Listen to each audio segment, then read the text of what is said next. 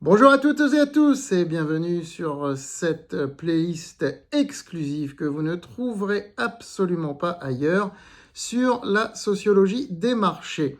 Et nous allons aujourd'hui nous demander comment est-ce que un thème narratif qui devient un phénomène social, qui rentre dans l'esprit collectivement des investisseurs, peut hiérarchiser les actions.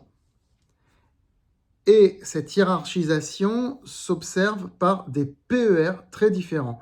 Vous pouvez avoir une société très rentable qui a un PER très bas et une autre société très rentable aussi qui a un PER très élevé. Pour vous expliquer ça, nous allons prendre un exemple. Celui de deux sociétés cotées sur l'Eurostoxx, l'une française et l'autre néerlandaise. Elles ne sont pas dans le même secteur d'activité, mais elles ont eu des parcours finalement très similaires, hein, comme pouvaient l'avoir beaucoup de sociétés de l'Eurostoxx, on va dire, à un certain moment, et comme cela peut toujours être le cas. Et à partir d'un moment, nous allons le voir, il y a une différence complète qui s'est faite en raison d'un thème narratif qui est venu s'imposer, mais vraiment se greffer dans le cerveau des investisseurs et durablement. Durablement, je dis bien. Je vais tout de suite vous donner cet exemple, et vous faire comprendre à partir de ça comment on doit agir en bourse. Mais avant toute chose, je vous invite à liker cette vidéo, à la partager, à vous abonner à cette chaîne YouTube et si vous voulez suivre mes recommandations en se basant sur ces méthodes sociologiques, vous inscrire sur francebourse.com. Sans oublier d'acheter mon livre « L'investisseur gagnant », qui est le seul livre qui approche la bourse par la sociologie et qui vous donne des méthodes concrètes d'investissement. Voilà, disponible sur Amazon, Fnac, Cultura, etc. etc. Alors, l'exemple que je voudrais prendre aujourd'hui, et je vais vous montrer le graphique et vous le commenter, hein, le graphique va être à l'écran, je vais vous le commenter. Il s'agit de Téléperformance, société française, bien gérée, et qui est une société, le plus gros employeur de France. Enfin, c'est pas la société qui emploie le plus de personnes en France parmi les boîtes françaises, mais c'est la boîte française qui emploie le plus de personnes à travers le monde. Donc une société qui a été une très très belle success story des années 2000. Et de l'autre côté, eh bien, une société qui est devenue une grande star européenne. Il s'agit de ASML, qui est une société de semi-conducteurs. Mais des semi-conducteurs qui aident à tout ce qui est fabrication d'intelligence artificielle. Regardons sans plus attendre ce graphique sur 10 ans. Je dis bien sur 10 années, de 2015 à aujourd'hui. Regardons-le. Alors, ce que vous voyez à l'écran, eh bien, vous voyez qu'avant 2020, jusqu'à 2020, hein, la crise du Covid incluse, les deux titres ont évolué à peu près de la même manière.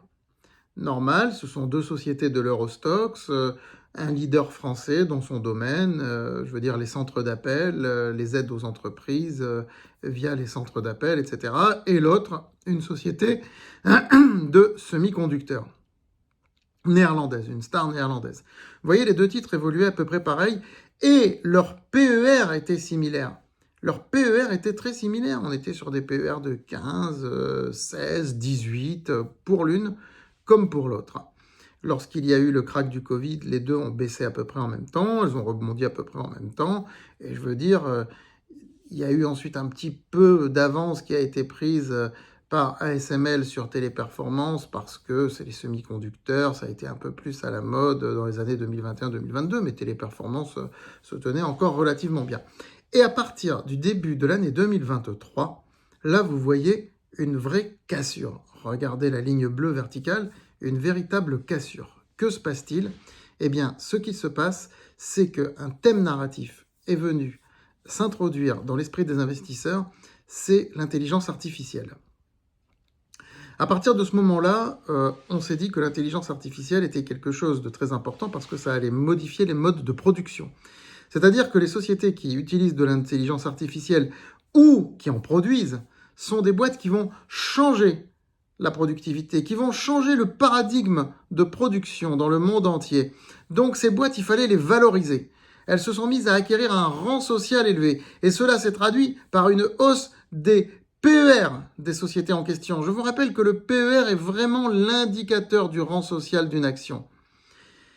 Regardez la hausse de ASML, alors, à partir de ce moment-là.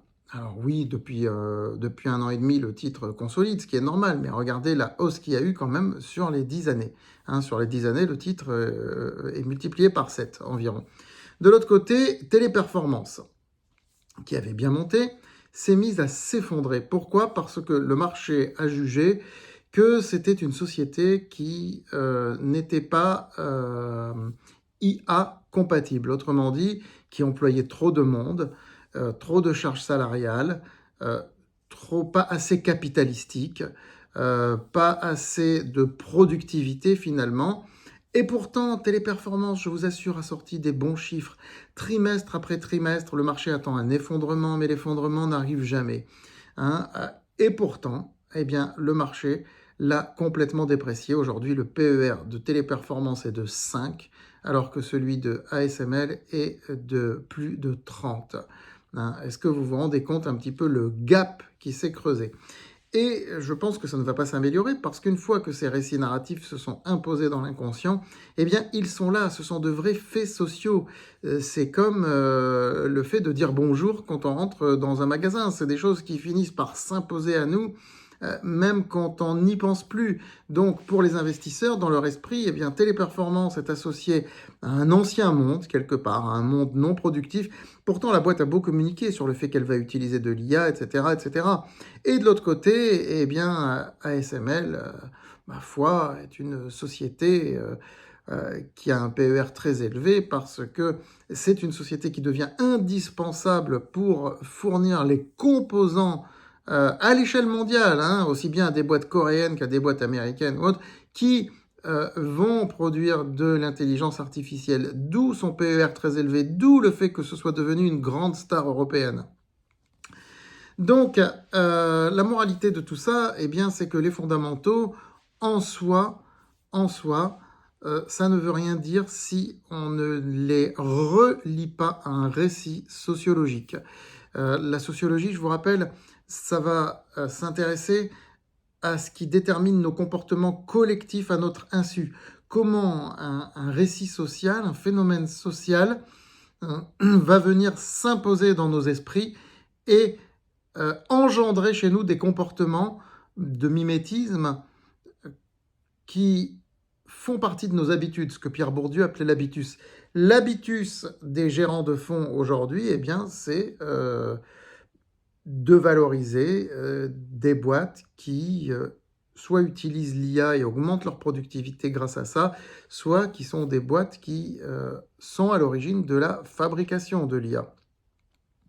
Il y a eu le phénomène Nvidia aux États-Unis. Bon, la valorisation est encore plus importante. Et il y a le phénomène ASML en Europe, qui d'ailleurs, ASML, vient d'investir sur le leader français de l'intelligence artificielle en prenant 11% du capital. Et ce n'est pas un hasard parce qu'il y a une vraie synergie par rapport à leur activité de fournisseur de composants pour l'IA.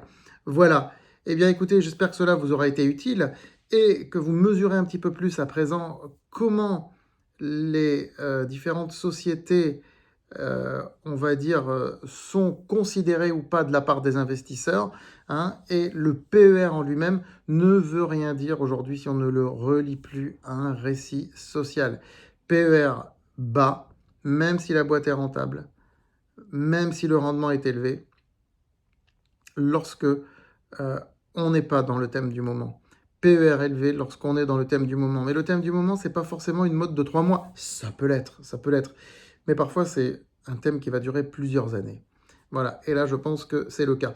Alors, ça ne veut pas dire que des boîtes qui ont des PER faibles, il faut les délaisser. C'est les approches value. Les approches value, on continue de s'y intéresser. Mais dans une optique beaucoup plus de rendement, désormais.